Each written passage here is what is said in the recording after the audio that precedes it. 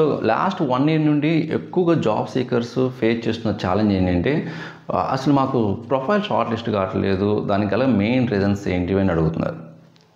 మా ప్రొఫైల్ అందరికీ short list అవుతుందా లేకపోతే మాదే కావట్లేదని డౌట్ కూడా ఉంది. నేను చాలా జాబ్స్కి అప్లై చేస్తున్నాను, బట్ ఎవరు నాదని షార్ట్ లిస్ట్ చేయట్లేదని. అండ్ ఇంకొంతమంది ప్రాబ్లం ఏంటంటే కాల్స్ వచ్చినా కూడా రిక్రూటర్స్ నుండి వాళ్ళు డీటెయిల్స్ అన్ని తీసుకొని ఇంకా మళ్ళీ ఇంటర్వ్యూ షెడ్యూల్ చేయకపోవటం, ఇలాంటి problems mostly 60 to 70% of the job seekers face చేస్తున్న ప్రాబ్లం ఇది. దీనికి మెయిన్ రీజన్స్ ఏంటో నేను ఈ వీడియోలో అయితే డిస్కస్ చేస్తాను. సో మీరు ఇలాంటి వీడియోస్ కోసం మన lucky tech YouTube channel follow అవ్వండి, అదేవిధంగా మీ ఫ్రెండ్స్కి కూడా షేర్ చేయండి. సో మీకు ఇలాంటి మోర్ వీడియోస్ కావాలంటే మన lucky tech YouTube channel follow అవ్వండి అండ్ మీ ఫ్రెండ్స్కి కూడా షేర్ చేయండి అండ్ మర్చిపోకుండా లైక్ చేయండి.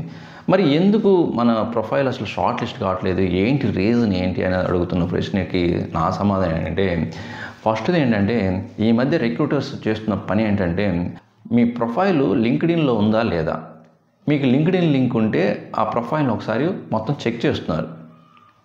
ఓకే, మీరు రీసెంట్గా ఏమేమి పోస్టులు చేశారు అండ్ మీ యాక్టివిటీస్ ఏంటి అనేది ఒక 1 or 2 minutes చూస్తున్నారు. అంటే మీ ప్రొఫెషనలా లేకపోతే ఏదైనా ఎక్స్పీరియన్స్ పెట్టి ట్రై చేస్తున్నారని తెలుసుకుంటున్నారు. మీ ప్రెజెన్స్ ఎలా ఉంది ఈ ఆన్లైన్ ప్లాట్ఫామ్స్లో, లింక్డ్ఇన్లో కావచ్చు, అదర్ సోషల్ మీడియా ప్లాట్ఫామ్స్లో. సో దీన్ని బేస్ చేసుకుని కూడా వాళ్ళు షార్ట్ లిస్ట్ చేయాలా లేదనేది డిసైడ్ చేసుకుంటున్నారు.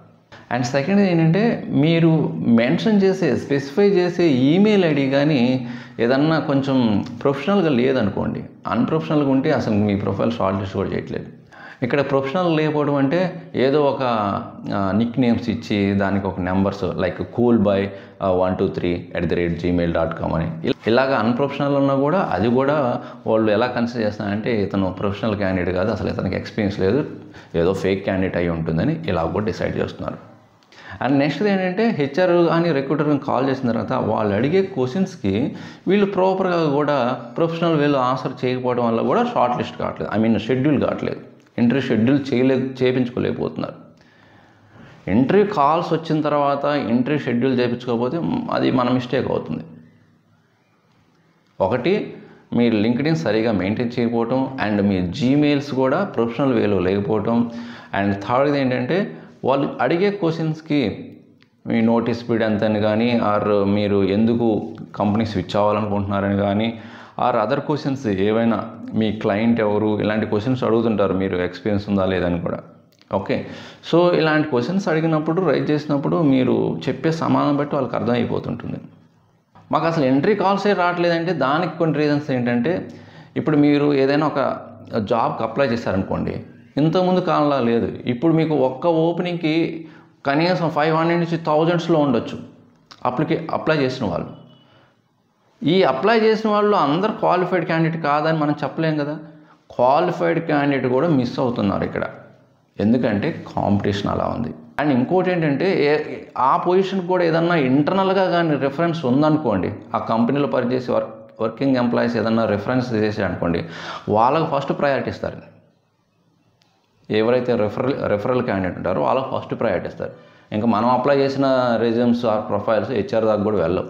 ఇదొక రీజన్ ఏది అసలు మనకు కాల్స్ రాకపోవడానికి.